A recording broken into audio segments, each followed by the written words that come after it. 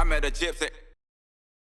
Yeah, I mean, you just would think that it's like really obvious what it takes to win, you know, and like there's the guys like Ricky Carmichael. Ricky Carmichael, for me, comes to the front of everyone. Yeah. Everyone knows he struggled to, you know, keep off his weight and things like that when he was younger racing. You know, he was pretty big. Look how much he worked his ass off. And it's the people that have to work. So there's the diesel workhorses. Then there's the people that don't want to put the work in. And then there's your people who don't want to put the work in, but do. Yeah. And it's generally the people that don't want to put the work in, but do that are the most successful because they have made the most sacrifices. Yeah. And they've had to drag themselves out of bed every day to go and make it happen.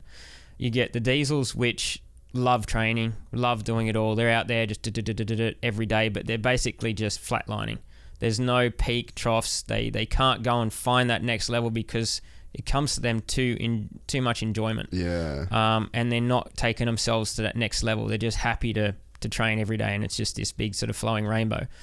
But they'll never get to the top. And then you get the guys that are talented, generally a bit more lazy, and they won't do the extra work because they just make an excuse for why that race didn't work, even though they're not fit enough. They didn't train hard enough. They didn't work hard enough in their weaknesses. But then they'll get the occasional win and everybody sings their praises and go, oh, this guy's amazing, he's talented. Look how talented he is. Talent will only take you so far. Yeah. Before hard work will take you the rest. And if you don't have, you know, the right ethic, then you won't get there. Simple. So have you thought much about what talent is?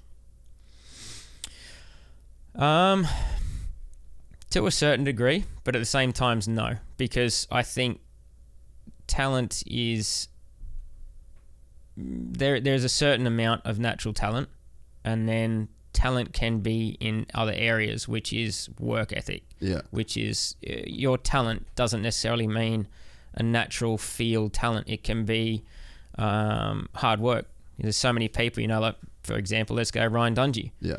Not the most talented rider of all time, but God, he worked his ass off. Yeah. And he enjoyed training to a certain degree, and he sort of got in that diesel mode where he was good, he was fit, he was strong, but he didn't have that next level that Villopoto was willing to go to. And then he got with Olden Baker, and it forced him to go out of his comfort zone with his training, and it forced him to sort of go to another level. And then we saw him win 3 championships. And then you've got Kenny Roxon, who, you know, I love what he's come back from, all the rest of it. But Kenny's too much of a fun-loving, you know, I just want to go surf and I want to have a bit of fun today. Yeah, that's all great. But there's a reason he hasn't won the Supercross Championship. And everybody will say it's bad luck, it's this, it's everything that's happened to him, etc., etc. There's a point you've just got to go, right, you've got to make the sacrifice. Our careers are short, as you were saying, and you have to make the most of it. And you can't go in there just going, oh, I'm just going to enjoy my career and have fun and let it come to me. Well, it doesn't come. You've got to go and get it. Yeah. Yeah, and I mean, you can see like that exact same scenario play out with like a Cooper Webb. You know, like the guy that's beating, it's like, what's that? Hard work beats talent when talent doesn't work hard, you know? Like, I like that one. You're seeing a guy in Coop that almost is... He's almost like pumped on his weaknesses in a way. It's like the excuses that he could have are the things that drives him. It's like he kind of plays off like, oh, Kenny's more talented, Sexton's more talented, these guys are more talented, and then he uses that. It's like there's kind of like fuel in that, and then you're seeing a guy that can like mentally break people down as well, you know. And like I actually think Hunter's in a pretty unique spot this year because the guys that he's going to go for in this championship, with Colt getting hurt on the weekend, he can mentally like break these dudes down. Like you know, like you've seen Craig in seasons before, you've seen Mosman in seasons before. Like there's even a point where you can be a guy like Hunter that can use your competitors' mental weaknesses or perceived mental weaknesses as like that extra motivator and that extra fuel, you know. I think the big thing that needs to, in my opinion, what needs to happen with the riders in Supercross, if you want to be good there, is to not get involved in all the petty little takeouts and clean outs and all the rest of them. Like, yeah, they all love getting into each other and forgetting that, you know, when it comes down to a championship fight, even if you're not against this guy, he's going to make sure he puts you over the berm and puts you out of a championship. Like, stop getting in fights. Like, it's just, they can't seem to help themselves. And the best one is, like, Vince Freezy. I mean, my gosh, that dude just needs to step out of the way sometimes. Can't help but try and get into the side of everyone, and then he loses another 2 positions. Like, they can't see far enough forward. Considering he's a veteran, he should be able to know a little better by now. He gets good starts. If someone's way faster, yeah, you can try and cover your lines a little bit. Stop jumping across the track to stop everybody coming through. And then when they do come through, don't try and just jump back straight on them. Figure out who's around you. Make sure there's a bit of space if you are going to dive on them. There's no one to you're not going to lose 3 positions. You're not going to lose 3. But I see the same stuff, and I swear it's getting worse year by year, that they just can't see what's actually going to happen. Well, so Colt Nichols, I think, it's speaking on that, Colt played everybody in last year's East Coast Championship. He was like the night that Jet had his deal with Mosman, and like those two just like got into it, and then Jet run it in on Colt, and Colt was just like, dude, what are we doing here? And then, like, literally, instead of, like you said, getting in a fight, went over to him. That's the first time they'd really spoken that much. Sat down next to Jet, put his arm around him. Hey, man, you know, like, all good, blah, blah. Just completely, like, diffused that whole situation. He just, like, flew under the radar and, like, ended up walking away. No, I was very sad to see what happened to him round 1. Big injury, too. He was going to be hard to beat. Oh, big time.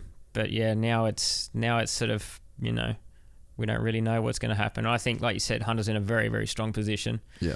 And if he just keeps his nose clean, gets through, makes good passes, doesn't start any nitty-gritty fights with anyone unnecessarily, and just keeps his head down, then he'll be fine. What do you think about, like, shit talking, though, in a sense? Because, like, I think that, so, like, Craig and they did the press conference. Now that the press conferences are back, so Craig, I think Hunter just owned the press conference the other day, but one of the guys mentioned something to Hunter about Jet, and then Craig was just like, can we just go through one press conference without mentioning Jet? And I was just like, oh, you just turned your cards around and just showed everybody like what that button was to be pressed now. And then, you know, if I'm Hunter, I'm like literally looking, I'm like, okay, so that's how it is. Like, so there's obviously, to me, that just showed like instantly, like, oh, you can get in Craig's head easily. Like, Jet's not even on the same coast. I think you don't even need to. You know? Yeah, okay. Just completely, don't even say a word. Mum's the word. Just let it ferment in their heads. Like, just let it go. Just don't get involved in anything. Like, if that's one thing I'd go back and tell myself, is just not get involved in any of that crap. Yeah. It's hard when your emotions are flying high and all the rest of it, and especially when you're younger. But let them do all the talking. Yeah. They can fight both sides of it themselves without you even needing to say a word. So but like the less you do, the less you say, it doesn't get inside their head, because if you say something and chirp off and then it doesn't happen and it backfires in you, they've won that hand. Yeah. So just don't do it. But then stay out of it. You look at Coop. I feel like Coop beat Kenny at what round last year, but, you know? But even Coop, he just sort of gave a few sly smiles and things. There wasn't a lot in there. It was just a few smiles and the tiny little comments without him being anything direct. Yeah. You know, that there wasn't a lot that needed to be done. You know, he sort of, like I said, Kenny did it to himself. Yeah.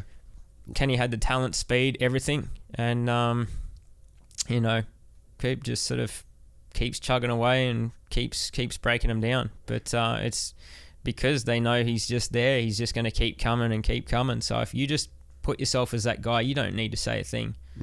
So a lot of people think the mind games work, but to a lot of people, the mind games just make it stronger. Like, for me, if anybody tried any of the mind games with me, it just pissed me off, and it was like, well, don't do it. Same thing with Cooper. Pretty sure, you know, he just gets more motivated and faster the more anybody tries to trash talk. So you do have to know your competitors, and it occasionally can work, but in my opinion, stay away from it all. Yeah. Just let you ride and do the talking, and that's it, without cleaning anybody out. You don't need to be a dirty racer to go and win championships. I think it's clear that the dirty racers of the decades generally haven't won the championships. Yeah. You know, occasionally they get lucky, but most of the time the guys that are dirty with everyone, and then everyone's pissed off with them, and you're trying to race against 20 other guys that want to clean you out. Yeah, yeah. So just stay out of it. It's not a good business model. No, it's not worth it.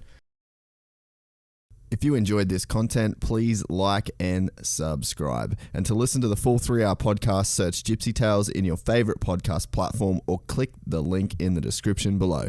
Gypsy Gang.